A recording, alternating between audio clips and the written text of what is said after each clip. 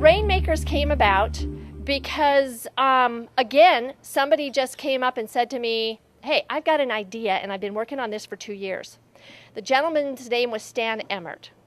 And Stan is head of corporate social responsibility for Symetra.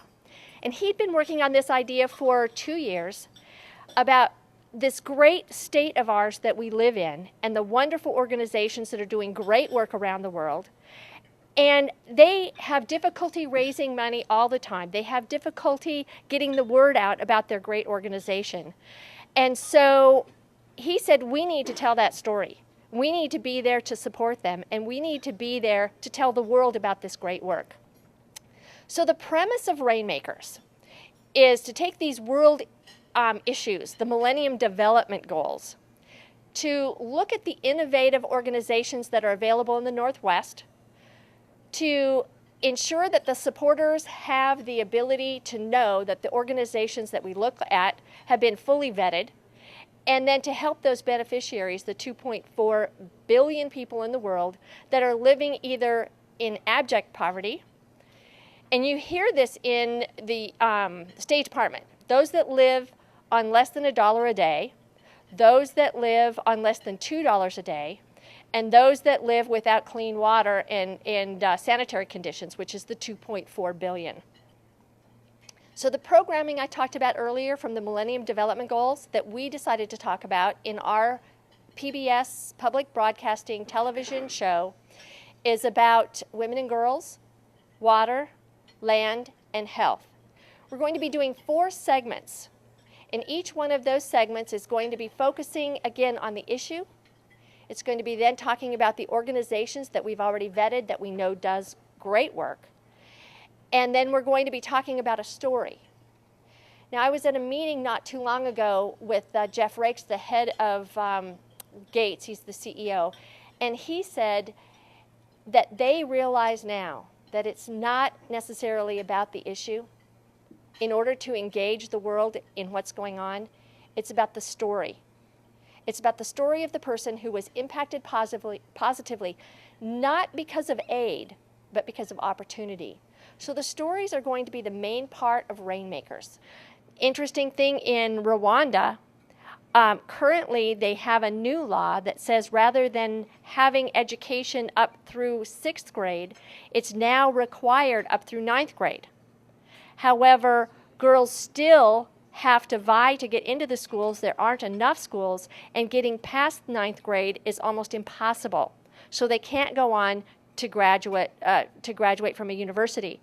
So Rwanda Girls Initiative has taken that on, and you saw Susie Senegal McGill in here talking a little bit about her organization. She has decided that she is going to build a new community center with a high school for girls. So that's a start. And that's the kind of innovation that we're going to highlight on Rainmakers. So these stories are amazing. They're brilliant. And by a show of hands in this room, it's pretty representative that most of you are not familiar with some of the issues going on, and that's representative of what's going on in the world. We have these issues, and we're not getting it out. We're not talking about it. We're not showing it. It's not in the news. And we need to make a difference. And so Stan's idea, when he said, Gail, can you come aboard and help me? I said yes. We got Greg Walsh, who's just an amazing director, and Rich Fazio, who is a great cinematographer. So the team is excellent. And so what we did was we thought, okay, we've got a really great idea. But one of the most important aspects of having an idea and doing documentaries is getting it on the air.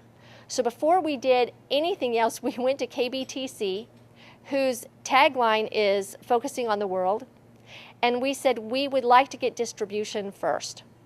KBTC came to us and said, absolutely, we're on board. Not only will we show it regionally, but we are willing to work with you to see to it that it goes nationally. Interestingly, we've already had Canada come to us and say, we're interested in showing it as well.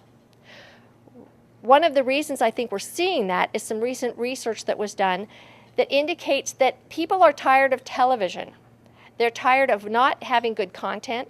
They're tired of not being aware of what's going on in the world.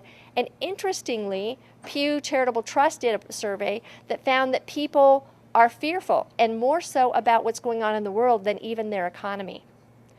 So what we did was we then came up with a strategic plan. We talked about getting the message out. How are we going to do that?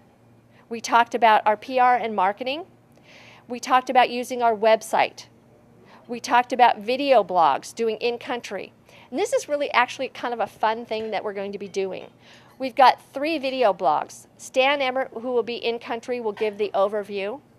We have another young man who is at that 25 to 30-year-old range who is going to be talking about his viewpoint for those Gen Xers and the Gen Ys, so that everyone gets a sense of how they see the world.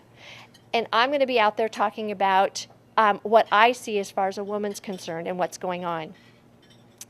We're going to be using the email networks of not only the organizations that we're highlighting, so we anticipate that there will be a viral component to this.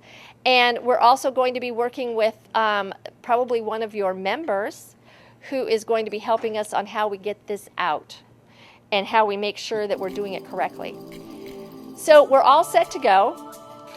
But so there are some great ideas in, I think, microfinance, land, clean water, access to education. Those are all really important components. Thank you, everyone.